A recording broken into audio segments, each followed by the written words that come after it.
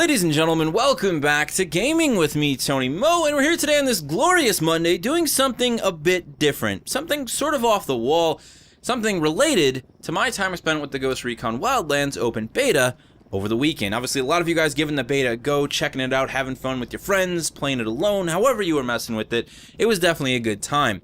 This Sunday, my brother and I realized that this was going to be our last opportunity to actually play the open beta before we had to get back to messing with other things, and before we had to wait just a little bit for the game's full release. So we sat down with about 4 to 5 hours to spare to play the game, and I came up with the idea to shoot for a bit of a goal. To literally shoot for a bit of a goal. Could we make, with the puny like 4x ACOG type scope in the open beta, a 1 kilometer sniper shot? Could we actually make that happen? What would we have to do, and what sort of limitations were going to be put in place by the game, obviously the scope technology, and also the visual representation of enemies at that sort of a distance? So we started to experiment, and we did eventually make the 1 kilometer shot. So let's talk about how we did it, and the sort of trials and tribulations that we went through along the way. This is actually kind of a fun story. I had a lot of fun messing around with this, and it wasn't as satisfying as I thought it was going to be when I did land that 1K shot, but as you will soon hear, it was because of the environment that we actually had to make the shot in. So let's actually talk a little bit about that tiny little scope that's given to us in the open beta. It's supposed to be a sniper scope, but it visually just looks like an ACOG that you then throw on these exceptionally powerful sniper rifles. I mean, there's an MSR, an M40, and then we use the HTI, which is like a crazy, compact, bullpup, super long range, super high caliber sniper rifle. And we throw this tiny little optic on it, and we try and shoot someone at 1 kilometer. There was a lot of limitations. The enemies in the game, regardless of platform, by the way, it doesn't matter how high your view distance is on PC, that only affects objects in foliage and things of that nature.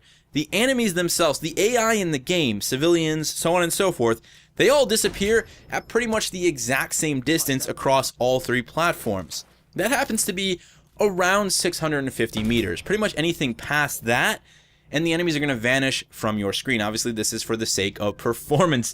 You can't be able to see enemies, you know, just while you're walking around in third person at all of the distances. Your performance would drop like a frickin' stone.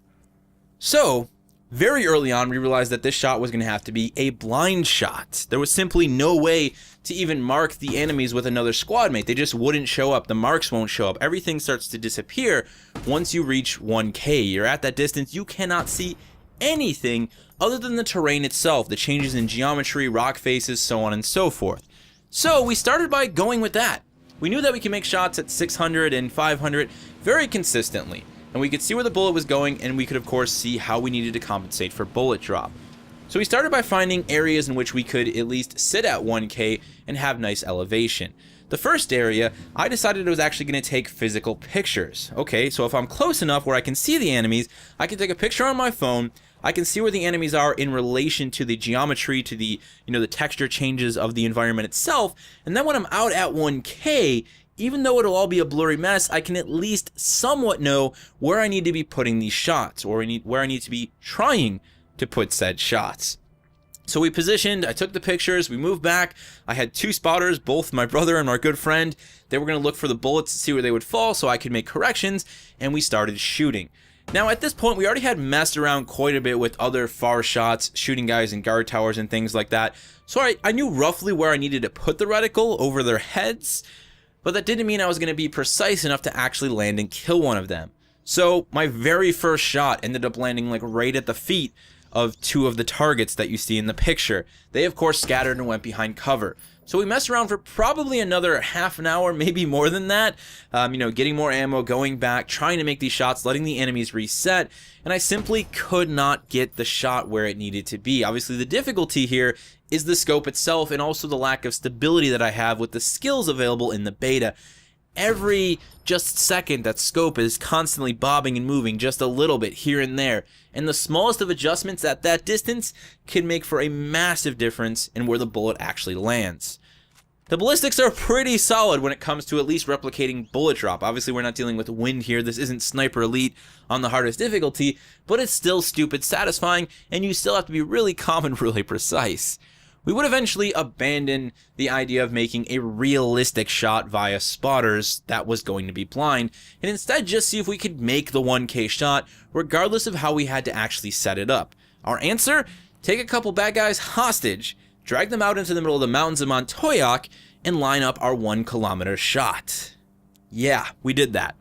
So the first half, we just kept taking shots after shots after shots, getting closer and closer. I'm consistently hearing through my mic, dude, he was right at his feet. And I'm like, oh, just let me kill this guy. Let's make this shot. Let's prove it's possible. And let's just grin when we're done with it all. Eventually, we decided to throw a flare down. So the flare would be where the player would actually stand while they were holding the hostage. And then I would use the diamonds that identify where your squad mates are in the environment to line up the shot horizontally and vertically. I would then finally make the shot.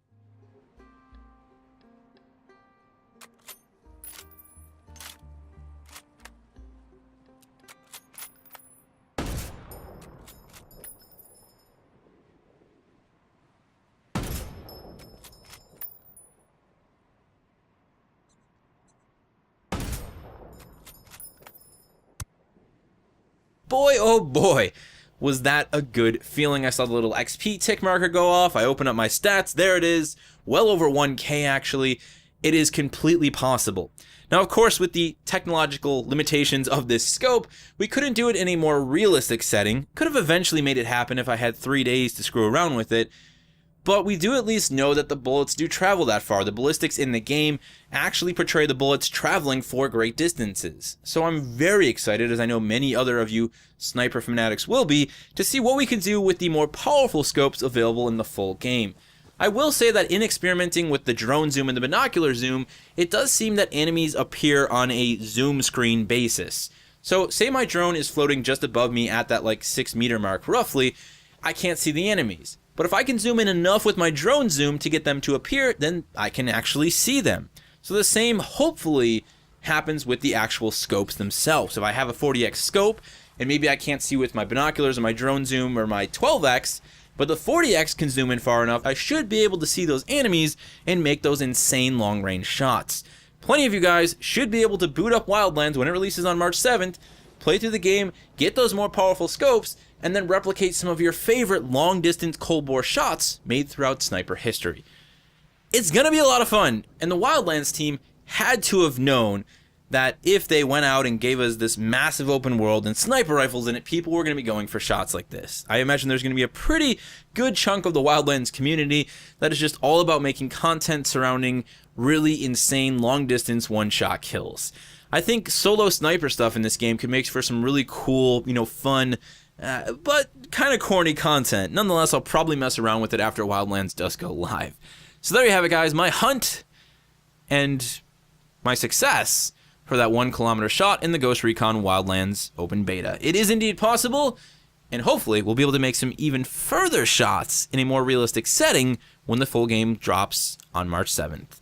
Thank you guys so much for watching. Have a great week. I'm going to be streaming Horizon Zero Dawn tonight over on Twitch if you want to come check that out. I've got a loadout for live fire dropping this week and plenty of other great content. I'm going to get back to working on that new closer, so I'll see you in the next one.